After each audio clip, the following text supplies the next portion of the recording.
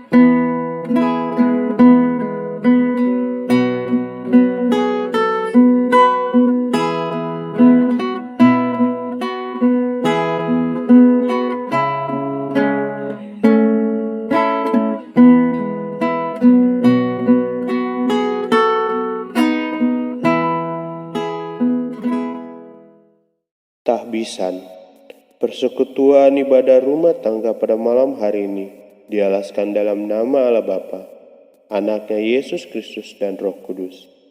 Amin. Jemaat menyanyi dari PKJ nomor 209, bait yang pertama dan yang kedua, Kasih Setiamu.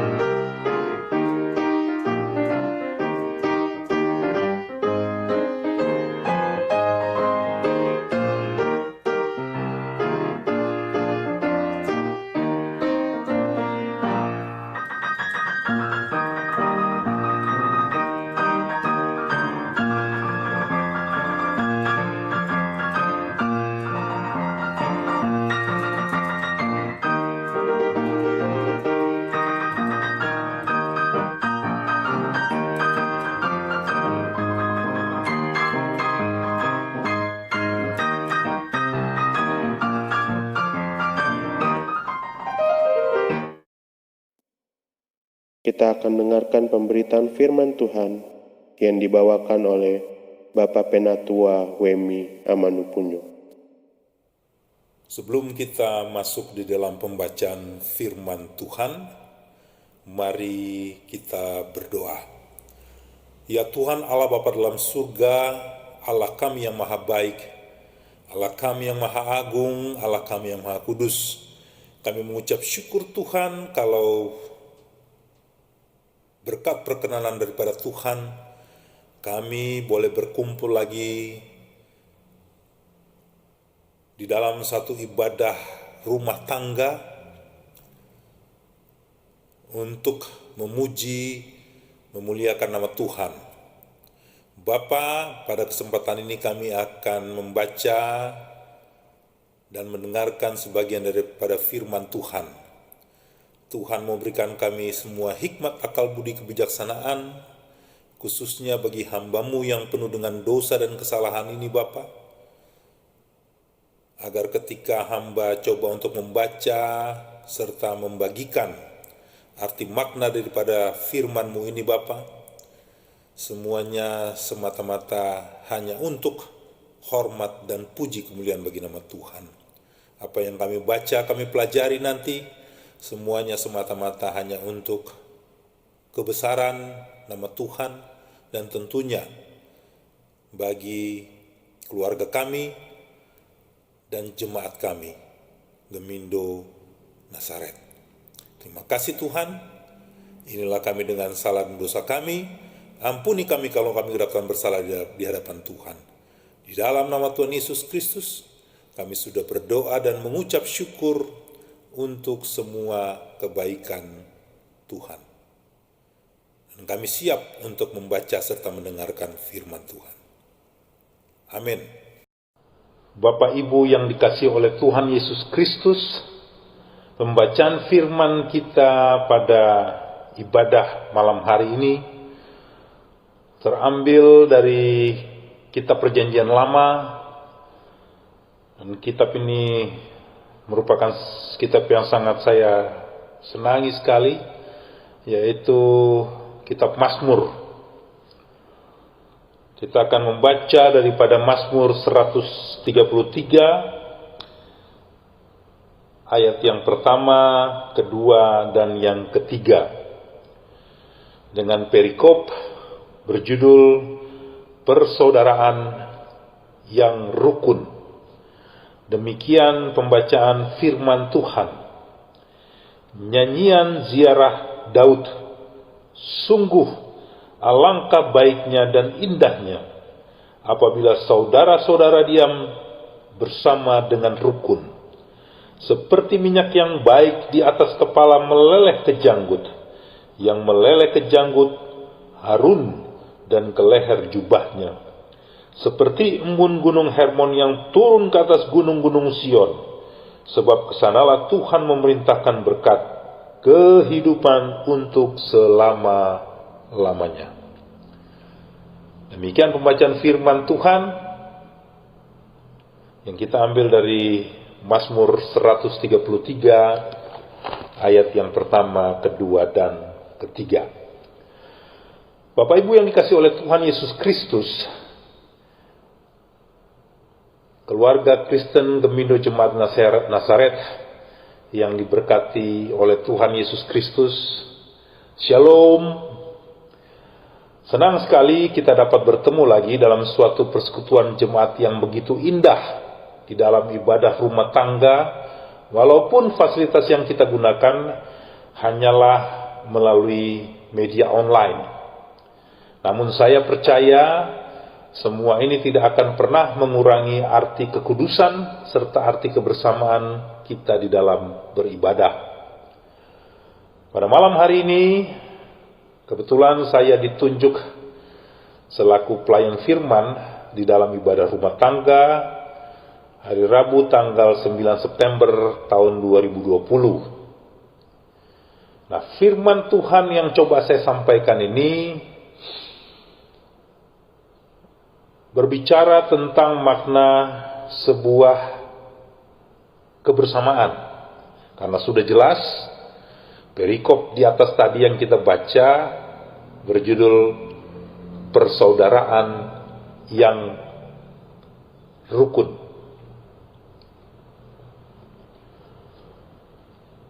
Kita sekarang sudah masuk di dalam bulan yang bernuansa ber.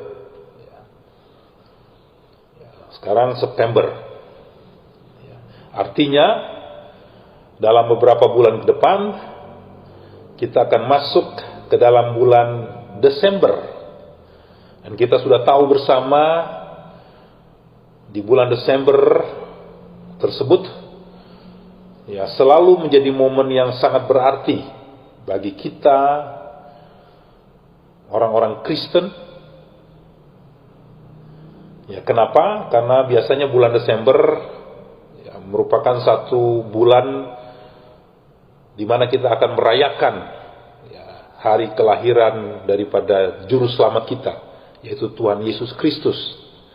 Menjadi makna yang berarti tidak hanya merayakan hari kelahiran Tuhan Yesus Kristus, tapi biasanya juga kita akan mempersiapkan hal-hal yang berhubungan dengan hari kelahiran tersebut. Kita akan mempersiapkan baju baru, kue-kue sebagai jamuan untuk saudara-saudara atau rekan-rekan kita yang akan datang ke rumah kita, atau mungkin dalam satu bentuk persekutuan yang lainnya dengan jemaat kita. Makanya mengapa bulan Desember itu amat sangat berarti bagi kita orang Kristen.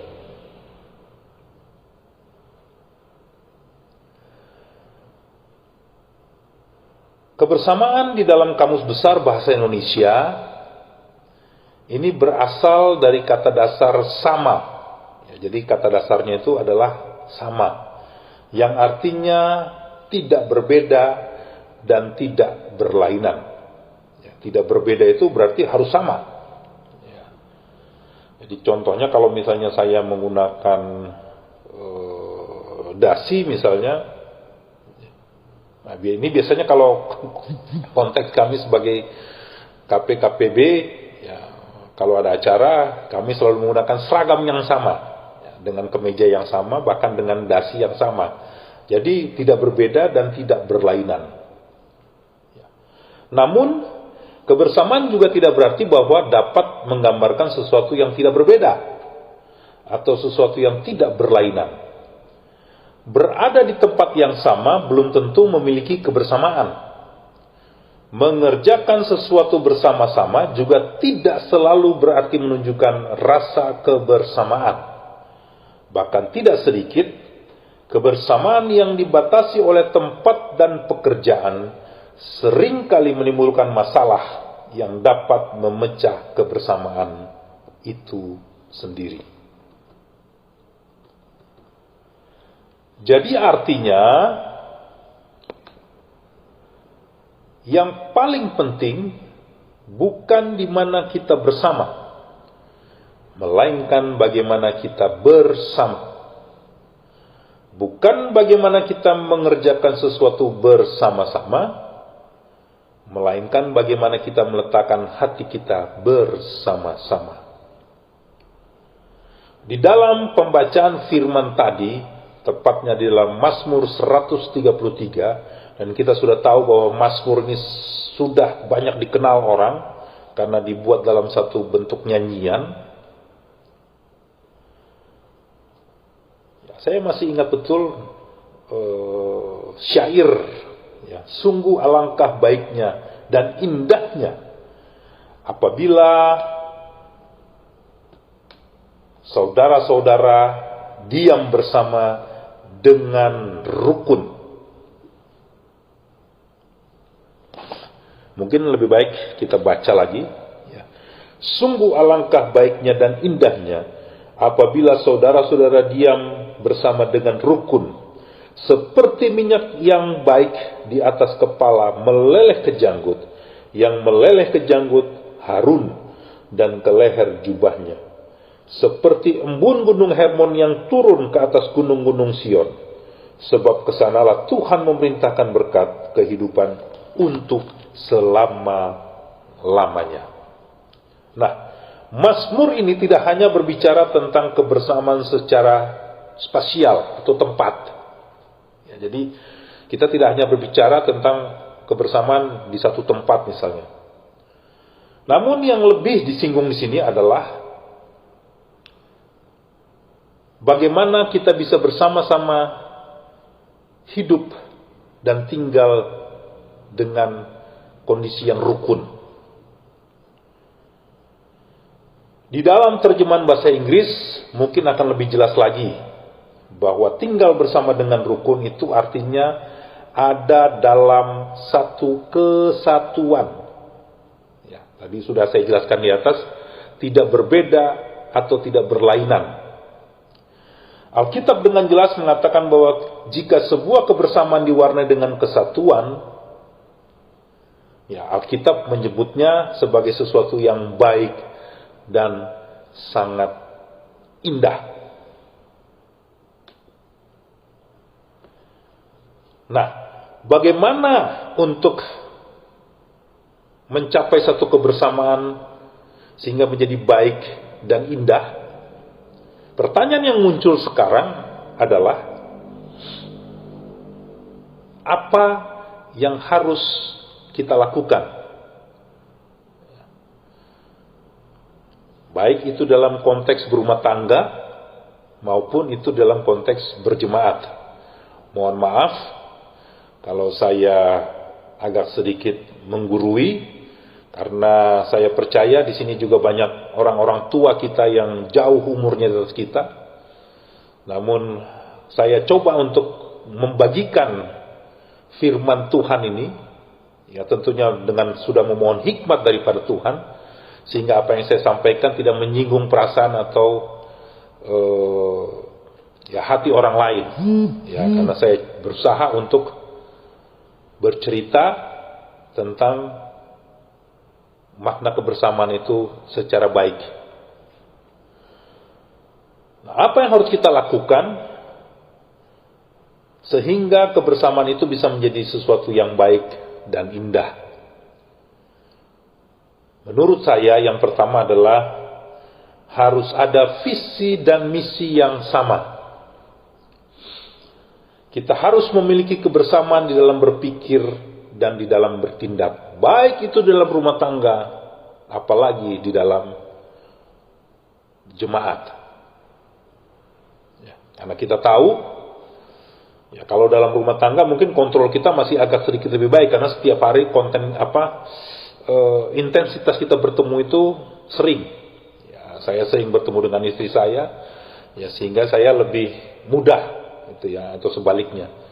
Tapi kalau dalam konteks berjemaat mungkin agak sedikit sulit, karena kenapa? Kan konteks pertemuan itu kan tidak selalu sering tiap hari. Ya. Namun dikatakan bahwa kita harus ada visi dan misi yang sama, ya, sehingga apa yang menjadi tujuan kita, apa yang menjadi goal kita nantinya itu dapat menjadi sebuah kebersamaan yang baik dan indah. Karena kalau kita baca kembali kepada pembacaan Mazmur 133, bahwa dikatakan di sana, ketika kita hidup bersama dengan rukun dan damai, dengan visi dan misi yang sama, maka kesanalah Tuhan memerintahkan berkat-Nya, kehidupan untuk selama-lamanya. Mazmur 133 ayat 3 bagian yang terakhir. Jadi visi dan misi yang sudah kita miliki ini akan membuahkan satu hasil yang baik, satu kebersamaan yang baik dan indah, kalau visi dan misi itu bisa kita lakukan secara bersama-sama. Menurut saya itu yang pertama yang harus kita lakukan, supaya kebersamaan kita baik sebagai keluarga maupun jemaat bisa menghasilkan satu tujuan yang baik dan indah. Yang kedua, menurut saya harus ada satu kepemimpinan yang baik, dan bukannya banyak kepemimpinan. Bapak Ibu yang dikasihi oleh Tuhan Yesus Kristus, ketika menangani satu perkara, saya jujur saja seringkali selalu meminta bantuan, ya, dengan beberapa petinggi-petinggi, tentunya di kepolisian, ya, atau di lembaga hukum yang lainnya, manakala saya berbenturan dengan satu kasus yang cukup rumit. Ya, contohnya di sini, sekarang saya sedang menangani satu perkara tentang kematian anaknya daripada Mbak Karen Puru. Ya, karena kita tahu mantan suaminya, mereka sudah bercerai, sudah putus kemarin di persidangan di Pengadilan Negeri Jakarta Selatan. Ya, ini mantan suaminya juga mempunyai hubungan yang baik, ya, karena orang tuanya itu pada zamannya presiden sebelumnya, ya, ini pernah duduk sebagai staf menteri. Ya, sehingga yang kami takutkan itu, nah, kasus ini akan diberhentikan.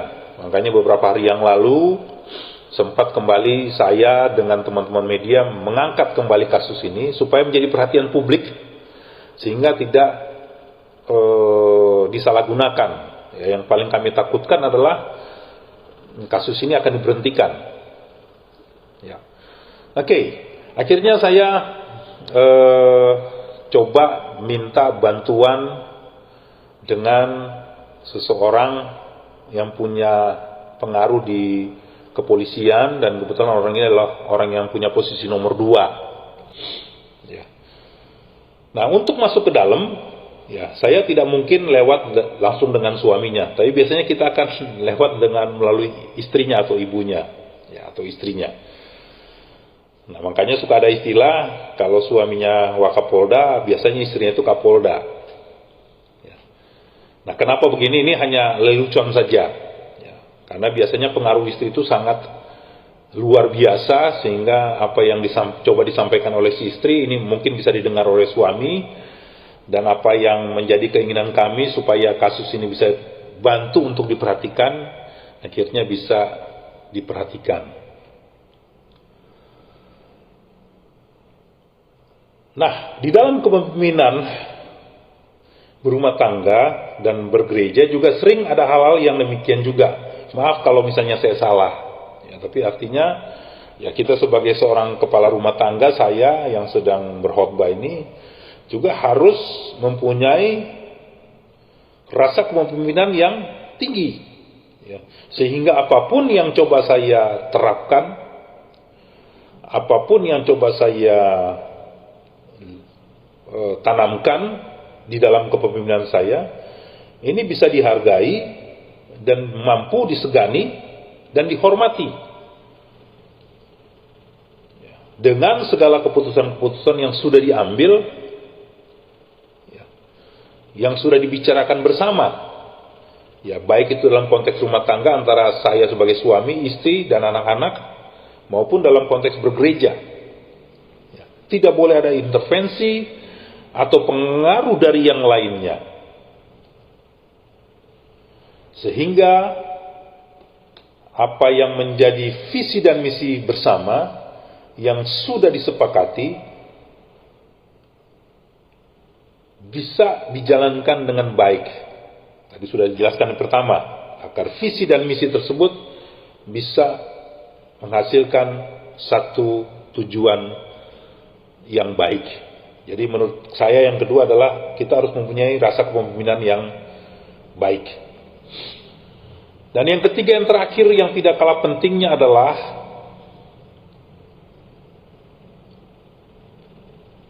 fokus kita bersama adalah hanya pelayanan kepada Tuhan, bukan untuk hal-hal yang lain. Membangun hubungan yang baik dengan sesama, yaitu membangun hubungan horizontal. Dalam hal ini, hubungan dengan saudara seiman, karena Alkitab sudah jelas mengatakan demikian. Dan hubungan yang paling penting juga yang tidak kalah pentingnya adalah hubungan vertikal, yaitu hubungan dengan Tuhan. Lakukanlah semuanya ini hanya karena memang kita ingin melayani Tuhan, bukan untuk kepentingan kelompok ataupun untuk kepentingan pribadi, tetapi untuk kepentingan bersama. Sehingga apa yang menjadi tujuan kita bisa mempunyai satu persekutuan yang rukun, ini nantinya bisa terwujud kalau kita mampu menerapkan ketiga hal tadi. Demikian firman Tuhan yang coba saya sampaikan. Dengan segala kekurangan, dengan segala kelemahan, biarlah firman ini bisa menjadi pegangan bagi kita semua. Dan apa yang menjadi impian kita, memiliki satu hubungan yang rukun dalam rumah tangga, hubungan yang rukun dalam berjemaat, bisa kita wujud nyatakan di dalam kehidupan kita. Terima kasih Bapak Ibu yang dikasihi oleh Tuhan Yesus Kristus. Tuhan memberkati kita semua. Amin. Meresponi pemberitaan firman Tuhan, jemaat menyanyi dari PKJ 198, bait yang pertama. Di hatiku, ya Yesus.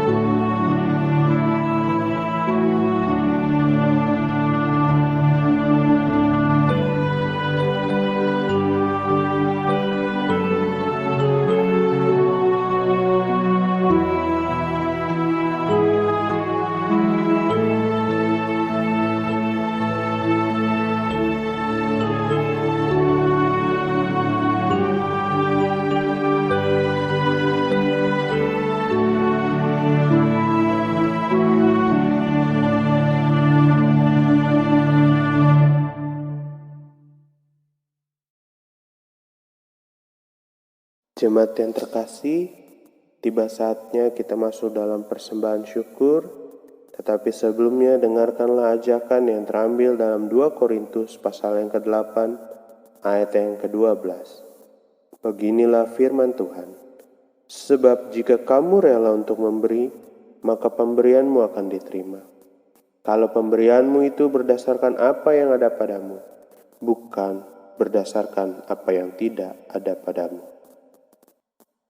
Jemaat menyanyi dari PKJ nomor 216, bait yang pertama, berlimpah sukacita.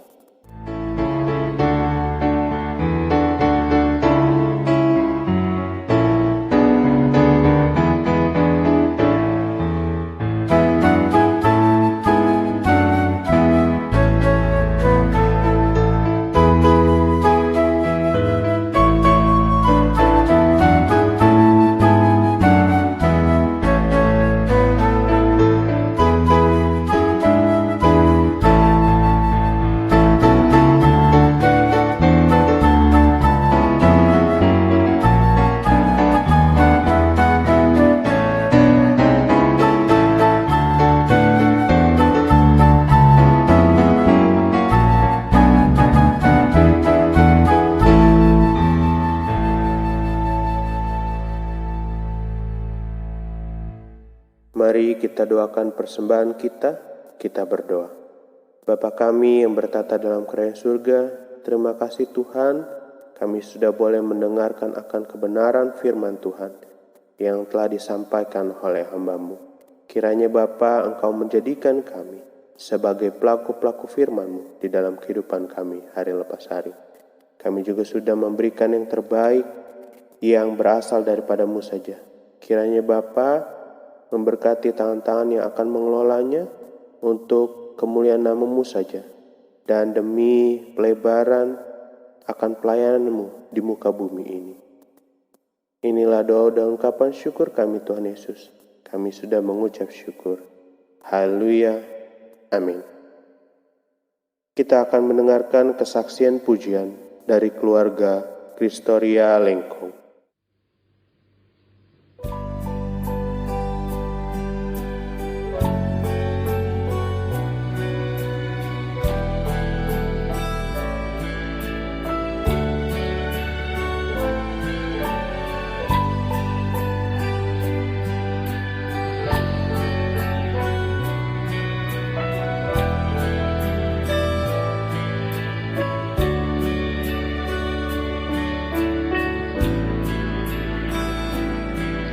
Yesus, Engkau ajaib bagiku,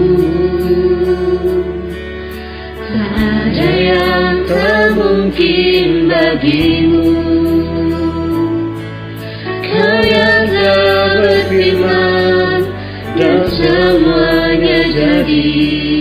Yesus, Engkau ajaib bagiku.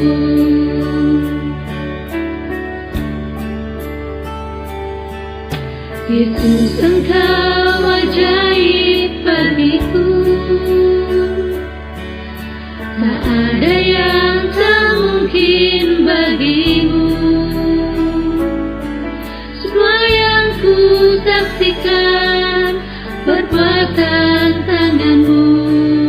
Yesus, Engkau ajaib bagiku. Sungguh ku percaya tiada yang mustahil, mujizat masih ada dalam hidupku. Sembuhkan sakitku, pulihkan jiwaku, mujizat masih ada bagiku.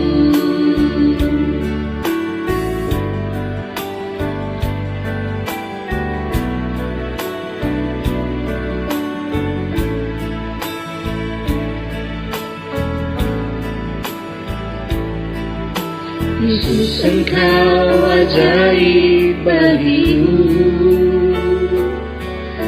tak ada yang tak mungkin bagimu.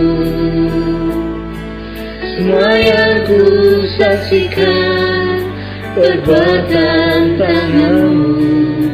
Yesus, Engkau ajaib bagiku.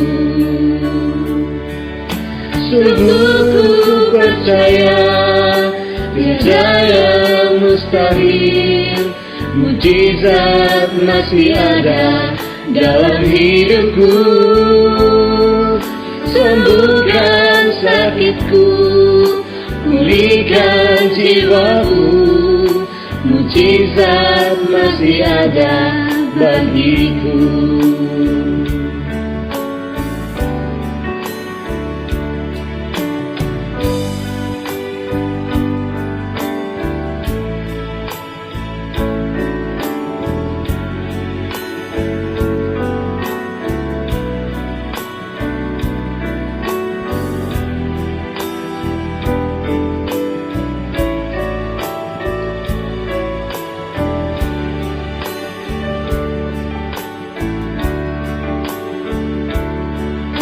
Sungguh ku percaya tiada yang mustahil, mujizat masih ada dalam hidupku.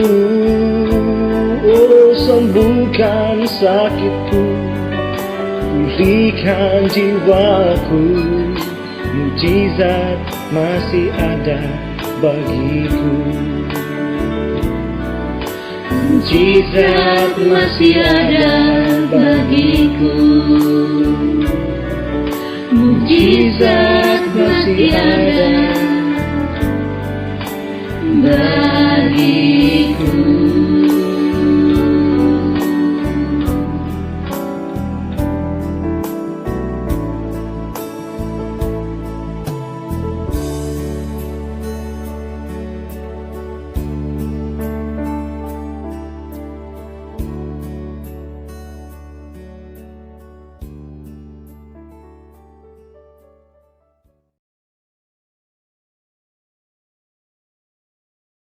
Kita akan masuk doa syafaat yang akan dipimpin oleh kepala keluarga atau orang tua dari masing-masing keluarga sesuai dengan pokok doa yang tercantum di layar.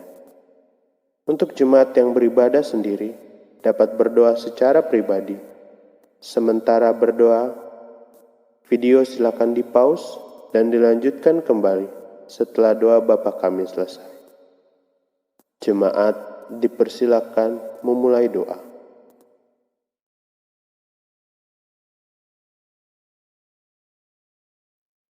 Nyanyian pengutusan jemaat menyanyi dari PKJ nomor 289, bait yang pertama, Keluarga Hidup Indah.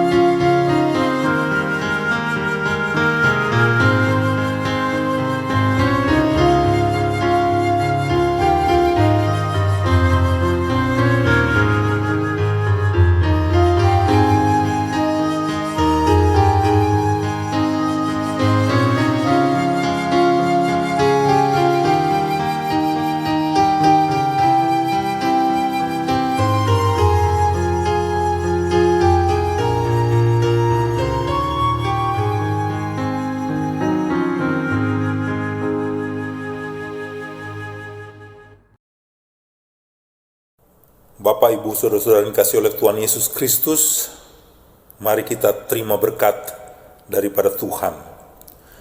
Kasih karunia Tuhan Yesus Kristus dan kasih Allah dan persekutuan Roh Kudus menyertai kamu sekalian. Amin.